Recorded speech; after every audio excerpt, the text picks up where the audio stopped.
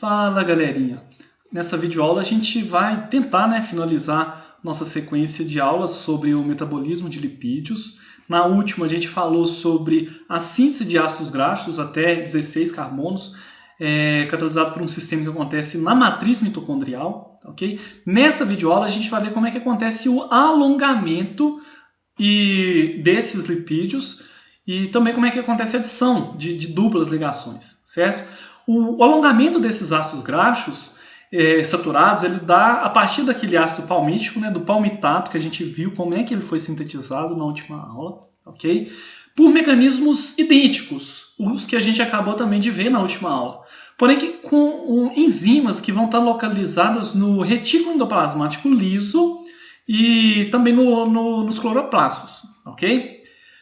Pois bem, aqui é o seguinte, essas enzimas, elas promovem um processo que a gente chama de alongamento. Olha, eu posso ter aqui a síntese do estearato, do oleato, que foi a promoção tanto do alongamento como a adição de duplas, tá ok? Então, vendo aqui, eu tenho enzimas que promovem o alongamento e eu tenho enzimas que promovem a dessaturação, que a gente chama de dessaturases, tá ok?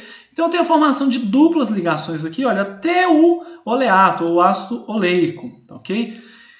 Só que é o seguinte, até nesse ponto aqui, nós, os animais, a gente consegue sintetizar até o ácido oleico, tá ok? Só que a gente precisa de outros ácidos graxos que a gente não consegue sintetizar. Plantas, bactérias, algas, elas conseguem sintetizar os ácidos graxos poliinsaturados, os que a gente não consegue sintetizar, ok? Por quê? Porque elas precisam desses ácidos graxos para garantir a fluidez de membrana em temperaturas mais reduzidas. A gente consegue manipular a fluidez de membrana com colesterol, ok? Bactérias não têm colesterol para manipular essa fluidez de membrana, então elas conseguem sintetizar. Plantas também, do mesmo jeito, beleza? Então, plantas, algas, bactérias conseguem, por exemplo, produzir os ácidos graxos poliinsaturados. Esses ácidos graxos são, por exemplo, aqui que olha, o linoleato, o alfa-linolenato, ok? Então, essas reações aqui que olha de dessaturação, a gente não consegue catalisar, beleza? Então, olha aqui, eu tenho a partir do ácido oleico, eu coloquei mais uma dupla aqui, outra dupla aqui, que olha, eu formei aqui um ácido graxo ômega 3, nesse último aqui, que olha, conhecido como ALA, o ácido alfa-linolênico, beleza? Esse ácido alfa-linolênico, ele é utilizado para a síntese de outros ácidos graxos poliinsaturados. Olha aqui, o EPA, o DHA, ok? A gente vai falar um pouquinho desses ácidos graxos aqui no próximo slide. Eu quero focar para vocês aqui que, para sintetizá-los, a gente até consegue sintetizar o EPA, o DHA, a partir do ácido alfa-linolênico, ok? Ou do ácido alfa-linolênico. Só que a gente não consegue produzir esse ácido aqui, esse ácido graxo. Então ele é dito como um ácido graxo essencial, ok? Tanto ele quanto o ácido linoleico, ok? O linoleico ou linolenato, ele também é um substrato para sofrer dessaturação, produzindo aqui outros ácidos graxos que vão dar origem, por exemplo, ao ácido araquidônico, beleza? Nesse braço de cá, a partir do ácido araquidônico, a gente viu lá nas aulas de lipídios, ele é um ácido graxo que faz parte dos lipídios de membrana, e ele pode ser utilizado, quando hidrolisado, para a síntese dos eicosanoides, ok? Que vão atuar aqui, por exemplo, as prostaglandinas, leucotrienos, tromboxanos, que vão agir como substâncias pró-inflamatórias. Já do lado de cá, a partir desses ômega 3 aqui, a gente também consegue sintetizar esses eicosanoides com peculiaridades diferentes, um pouquinho diferentes na sua estrutura, tá ok? Eles vão ser utilizados como agentes anti-inflamatórios, tá? Mas os dois aqui, que olha, para a síntese dos dois, a gente precisa obter na dieta esses componentes aqui, que olha, o linoleato e o alfa-linoleato, tá ok? Beleza? Ficou claro, né? Vamos falar um pouquinho mais do EPA e do DHA, ou seja, dos ácidos graxos ômega 3. Por que eu preciso tanto de ômega 3 na minha dieta? Tá? Esses componentes, pessoal, vamos pegar aqui, por exemplo, o EPA, peço perdão aqui pela imagem inglesa, eu não tive muito tempo para poder editá-la, transformá-la em português, mas dá aqui para a gente entender, tá ok? O EPA, ele atua em diversas funções aqui no nosso organismo. Esse ômega 3 ele age, por exemplo, na promoção da diminuição dos níveis de triglicerídeos, ok? Em conjunto também com o DHA, agindo aqui no fortalecimento, na prevenção de doenças cardiovasculares, ok? Ele também age contendo reações inflamatórias e outros benefícios também, como funções neurais, aumento do humor, prevenção de distúrbios, como por exemplo a depressão, ok? Já o DHA, ele também tem as mesmas funções do EPA quando em conjunto, tá, ok? Eles agem em conjunto em algumas funções, como a gente falou aqui no prevenção de doenças cardíacas, na prevenção aqui também de doenças articulares, respostas imunológicas que são melhoradas, tá, ok? E a gente tem que pensar o seguinte, esse componente aqui, DHA, ele é uma gordura, e a gente tem que imaginar o seguinte, o nosso cérebro, ele é composto principalmente de gordura, e grande parte dessa gordura é o DHA, tá, ok? Logo, esse componente ele é de suma importância para o desenvolvimento cerebral, ok? A deficiência desse componente está relacionada, por exemplo, a distúrbios como doenças neurodegenerativas, como o mal de Alzheimer, tá, ok? Distúrbios de comportamento, como o mal de déficit de atenção, depressão, tá, ok? Então acredita-se que consumir DHA ajuda a manter essas funções mais sadias, além de também, por exemplo, promover, manter nossa função cognitiva, durar isso por mais tempo, né? Por exemplo, na velhice, mantendo essa função cognitiva até a nossa velhice, ok? Além disso, o DHA também age como um componente ótimo aí também para a nossa saúde ocular. Okay? Então são várias funções no nosso organismo, são vários benefícios que esses dois ômegas 3 nos promovem e a gente vai tentar entender um pouquinho aqui rapidamente como é que é o metabolismo, como é que a gente consegue sintetizar ou obter esses componentes, ok? Vamos lá, nesse slide aqui eu quero que vocês prestem atenção no seguinte, esses dois componentes aqui, o EPA e o DHA, eles são sintetizados a partir do ácido alfa-linolênico. Okay? Lembram que esse componente aqui eu não consigo sintetizá-lo. Olha aqui. Esse aqui é o ALA. Okay? Esse aqui, ó. Deixa eu limpar aqui para ficar mais fácil da gente perceber. Esse componente aqui. A gente não consegue sintetizá-lo. A gente tem que obtê-lo da dieta. Certo? Tanto ele quanto o linoleato. Beleza? O linoleato ele vai ser utilizado para a síntese do ALA. Okay? Mas a gente não consegue fazer isso. Quem consegue fazer isso são apenas as plantas. Algas também conseguem fazer isso, bactérias, ok? Mas eu não consigo, tá? Eu consigo sintetizar EPA e DHA? Consigo a partir desse ácido graxo aqui que eu obtive na dieta, beleza? O ácido araquidônico eu consigo sintetizar ele? Consigo, mas consigo a partir desse componente aqui que eu também obtive na dieta, beleza? Tranquilo, né? Então esses dois aqui eu preciso obter na dieta e eles são ditos como ácidos graxos essenciais, ok? Então olha aqui.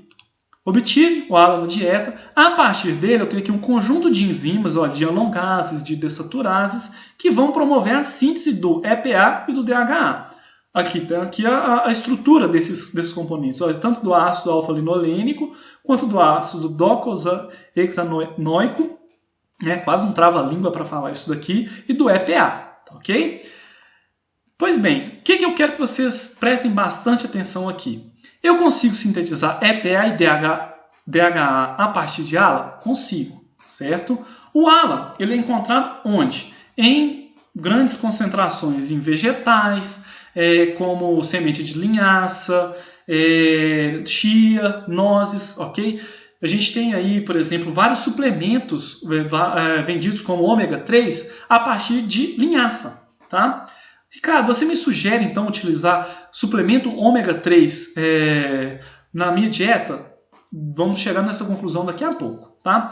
O ALA, ele não é o ômega 3 mais interessante para o nosso organismo, ok? Ele não tem aquelas funções que a gente acabou de descrever, tá? Quem tem essas funções é o EPA e o DHA, O ALA não. O ALA ele pode ser utilizado para a síntese desses componentes, mas em excesso ali ele vai ser utilizado para a produção de energia, como a gente viu anteriormente. Tá? Então, por que ele não é tão interessante assim para a síntese de EPA e DHA? Prestem atenção aqui comigo.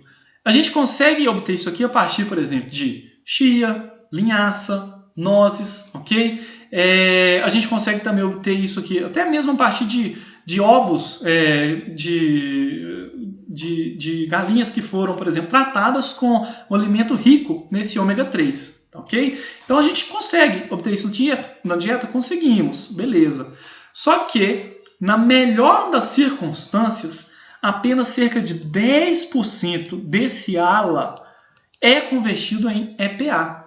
Ou seja, o nosso organismo é ineficiente em transformar ALA, o ácido alfa-linolênico, em EPA e DHA. A gente não tem uma alta taxa de conversão. Então, se eu tive lá, não tenho o hábito de consumir esses alimentos, chia, nozes, linhaça, fui lá e comprei, fiz uma compra na internet de ômega 3 de linhaça. É interessante? Não é prejudicial, mas não é uma das melhores escolhas. Por quê? Porque a gente tem baixas taxas de conversão desse ômega 3 nos outros dois que são sim a menina dos olhos do nosso organismo. Ok? Beleza? Então, para realmente colhermos os benefícios desses ômegas 3, a gente precisa consumir diretamente EPA e DHA. Ok? Para poder a gente ter altas concentrações desses componentes no nosso organismo. Onde é que a gente consegue isso? Peixes gordos, peixes marinhos, ok? Então esses dois componentes aqui, eles são encontrados, por exemplo, no salmão, na sardinha, certo? Então eles são encontrados em alta concentração nesses animais. Nossa, Ricardo, mas você não acabou de falar que a síntese, essas alongases e dessaturases estão presentes só em plantas, em algas? Sim, esses peixes não sintetizam esses componentes, eles adquirem da dieta. Certo? Então a dieta ali de algas marinhas, microalgas, certo? Então eles conseguem concentrar grandes concentrações de DHA e EPA no seu corpo. E a gente se beneficia ao se alimentar desses organismos, tá ok? Ficou claro? Beleza, né? Então peixes gordurosos como salmão, sardinha, atum, eles são excelentes fontes de EPA e DHA. E vale ressaltar, novamente, que esses animais eles não produzem o ômega 3. Eles obtêm nas algas que eles comem, ok? Logo, a gente pode obter esses ômegas 3 na dieta alimentando desses peixes. Ah, Ricardo, eu não tenho condição de me alimentar de salmão todo dia, né? Também não, certo? Então a gente pode indicar, por exemplo, suplementos a partir de óleos de peixe ou de algas, tá, okay? Que contém uma maior concentração de DHA e EPA. É preferível que a gente se alimente com alimentos que têm maior concentração desses dois aqui, quando a gente compara com o ALA, que está presente, por exemplo, na linhaça, na chia, nas nozes, tá, ok? Ficou claro? Por quê? Novamente, porque a gente tem baixas taxas de conversão de ALA em EPA. Isso aqui varia de pessoa para pessoa, tá ok? Essa taxa é bem menor ainda quando a gente compara a conversão de EPA em DHA, assim, coisas assim muito baixas mesmo. Aqui tem uma fração aproximadamente de 0,5%, 1%. Ou seja, se eu comer toneladas de linhaça, eu não vou conseguir os benefícios que eu preciso adquirir se eu, por exemplo, consumir salmão, sardinha, atum ou suplemento à base de óleo de peixe, de óleo de algas e por aí vai. Ok? Ficou claro? Ricardo, então, resumindo isso daí, quanto que eu devo consumir de EPA e DHA para ter todos esses benefícios que a gente acabou de citar? Olha, eu não vou me arriscar de maneira nenhuma a dar para vocês aqui uma resposta 100% concreta. Tá? Vai ter muita gente aqui que pode chegar aqui e me questionar, falar assim, mas o médico fulano de tal falou que tem que ser tanto. A federação, não sei lá das quantas, a organização europeia ou americana falou que é tanto. Não tem como eu bater o martelo e falar assim, olha, Ricardo, eu tenho que consumir 2.000 miligramas de ômega 3 por dia. As recomendações elas variam muito. A gente tem aí algo cerca entre 150 mg por dia até 3.000 mg por dia, certo? Então, logo, eu não vou me sentir confortável em cravar uma determinada recomendação, ok? Ao invés disso, eu posso passar algumas dicas para vocês.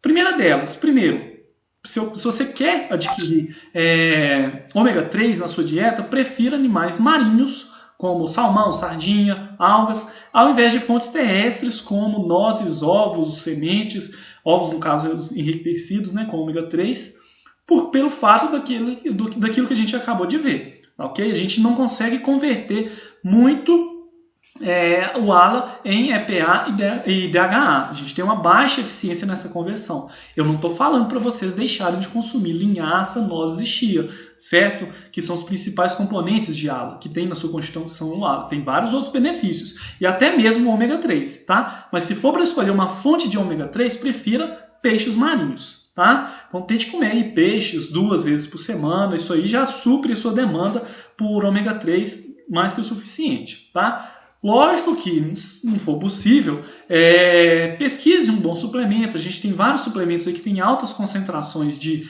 EPA e DHA. No início, quando eu comecei, eu faço o uso de ômega 3.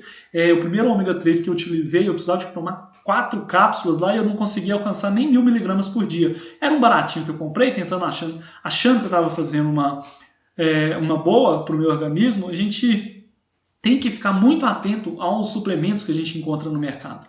Tá? Então procure aqueles suplementos que têm uma alta concentração de EPA e DHA em suas cápsulas. Tente aí procurar aqueles que recomendam um consumo diário de 2 cápsulas por dia, algo que supere aí os 1000 miligramas por dia, ok? Além disso, sugiro também diminuir o consumo de ômega 6, como por exemplo óleo de soja, milho, canola. O ômega 6, aquele primeiro que a gente viu aqui, que olha, aqui, esse aqui, que ó, ele é essencial? Ele é essencial. A gente adquire ele facilmente na dieta, com óleo de soja, óleo de milho, essas coisas todas, tá ok? A gente adquire isso na dieta, tá? Mas evitar o consumo exagerado, aquele excesso. Por quê? Porque ele gera muitos processos inflamatórios, esse ácido ômega 6, e ele, um dos prejuízos que ele nos causa é bloquear a conversão do ALA em EPA e DHA. Tá, ok? Ou seja, a gente já pode tirar só daí um prejuízo muito grande, que a gente vai ter a diminuição da produção dos outros ômega 3. Tá, ok? Ficou claro? Beleza, né? Então, assim, eu não vou recomendar para ninguém aqui quanto consumir por dia. Não vou recomendar se você, eu tenho que tomar suplemento, eu tenho que comer peixe. Não. Vocês tiram as conclusões de vocês, tá? A partir dos dados que eu acabei de mostrar para vocês, do metabolismo desses ácidos graxos, tá, ok? Do ômega 3, dos benefícios que eles levam, tá? Então, existem várias pesquisas aí comprovando que os vários benefícios, mas não tem nenhuma pesquisa que vai pegar um número muito elevado de pessoas, de amostras, que vão me falar assim, olha, 2 miligramas por dia que eu vou acarretar tais funções. A gente pode ter aí algumas estimativas. Por exemplo, aqui nessa figurinha aqui, ela mostra, né, que 500 miligramas por dia traz aí algumas prevenções para a saúde. Outro aqui fala, por exemplo, 1000 miligramas por dia, um histórico de doenças cardiovasculares. Já recomendo 2.000 miligramas por dia para quem já tem, por exemplo, colesterol elevado, incidência de doenças cardiovasculares. Então, isso varia muito, tá? Então, não vou cravar aqui valor de dose para ninguém, tá? O que eu posso afirmar para vocês é que adquirir EPA e DHA na dieta é essencial para um bem-estar, para a nossa saúde, tá bom? Bom, e para finalizar a nossa aula, a gente vai falar então da biossíntese dos triglicerídeos e dos lipídios de membrana, ok? Até agora a gente só viu síntese de ácido graxo. A gente viu a síntese simples do ácido graxo lá de 16 carbonos, o ácido palmítico. A gente viu como que ele é alongado por desaturases, como que coloca as duplas ligações, né, por desaturases, e alongado pelas alongases. Tá? Esses dois conjuntos de enzimas, a gente viu que alguns desses processos a gente não consegue efetivar, a gente não tem enzimas suficientes para esse processo, então a gente precisa adquirir alguns ácidos graxos na dieta. Tá? Agora a gente vai finalizar aqui, vai ser bem rapidinho, como que a gente sintetiza o triglicerídeo, que é armazenado, que é a nossa fonte de armazenamento de energia, e como que a gente sintetiza lipídios de membrana. Tá? Os dois são sintetizados a partir de ácidos graxos, beleza? Todos os dois, então, são utilizados para a síntese desses componentes, do triglicerídeo e do lipídio de membrana. Para tanto, inicialmente, a gente vai precisar o seguinte: duas moléculas de ácidos graxos, elas vão ser adicionadas a uma molécula de glicerol fosfato. Lembra lá do glicerol fosfato que a gente falou anteriormente, lá na aula de mobilização dos lipídios? O glicerol fosfato ele pode ser formado a partir do glicerol. Lembram lá que ele foi liberado na hidrólise do triglicerídeo? Esse glicerol liberado na hidrólise do triglicerídeo, ele pode ser novamente utilizado por uma enzima chamada glicerol-cinase, a gente já viu isso, formando o glicerol 3-fosfato, tá? Agora, suponhamos que eu não tenho glicerol vindo direto lá dos triglicerídeos, mas eu preciso de glicerol para sintetizar o triglicerídeo. Onde que eu consigo esse componente? Eu posso obter o glicerol a partir da glicose. Certo? Eu posso pegar aqui, olha, a glicose, ela vai para a via glicolítica, vai gerar dihidroxicetona, ok? Lá na via glicolítica. A dihidroxicetona pode ser convertida aqui por uma enzima, por uma desidrogenase, para formar glicerol 3-fosfato, ok? Então, independente da fonte aqui, para sintetizar triglicerídeo e lipídio de membrana, eu preciso do glicerol 3-fosfato, tá?